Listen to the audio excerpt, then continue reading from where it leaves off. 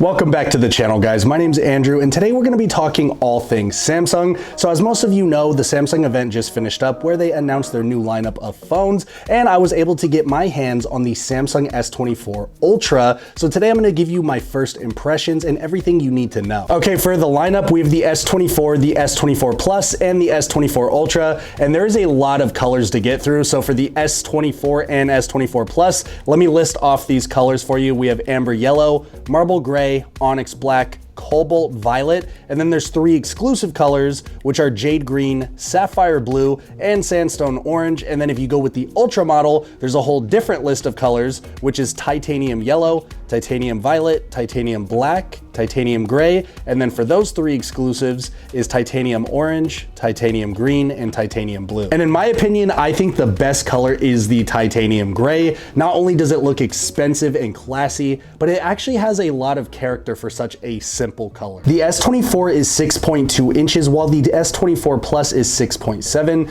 They both feature a brightness of 2600 nits, and the S24 Plus also got a resolution upgrade to Quad HD, going from 1080p all the way up to 1440p at 120 hertz. That's really impressive. I think out of the box standard, it's at 1080p. You actually have to go into settings and then you'll have to like toggle that on. But still, the fact that it can do it is really awesome. And then as far as battery life goes, the S24 is gonna have a 4000 milliamp battery, and the S24 Plus will have a 4900 milliamp battery. And then of course for pricing, the S24 starts at $799 and the S24 Plus starts at $999. And that leads us into pricing for the flagship phone, the S24 Ultra, and this one starts at $1299. Now the S24 Ultra has a sleek new design that features a flatter screen, sharpened up edges, and the phone itself is slightly thinner. So one of my favorite parts is that around the screen, the bezel is super thin, and not only that, it's completely symmetrical on all four sides. And if you owned one of the older versions like the S23 or something older than that,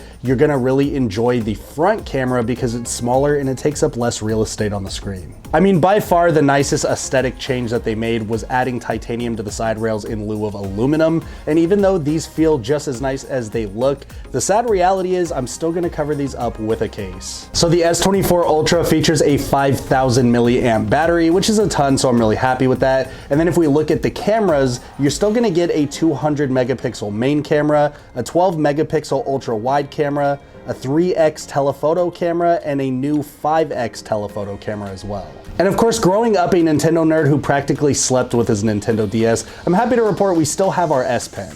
So by far what I think is the coolest feature on the S24 is Circle to Search. It uses the power of Google and AI combined to give you more information about anything you're seeing on the screen. For example, a use case for this would be like if you're scrolling on Instagram or TikTok, you see something on the screen, you want to know more information, and unfortunately it's not tagged in the comments or the description below. All you have to do, instead of swiping up, screenshotting it, going to Google and trying to like find it that way, you can just simply press and hold down the home button, and then with your S Pen, you just circle whatever you're looking at, whether that be a person's boots, a specific camera, a backpack, whatever it may be.